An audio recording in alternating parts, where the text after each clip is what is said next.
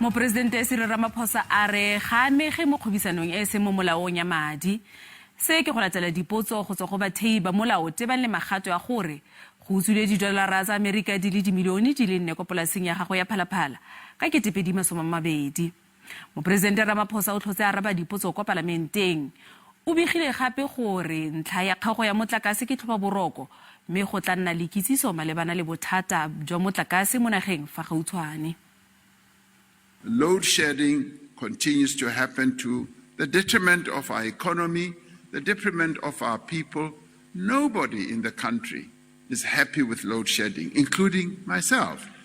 And we are working on it. Yes, you mentioned cable theft. From cable theft to criminality to the age of our power stations and all that, has combined to land us where we are. But we are addressing the problem. And everybody is focused.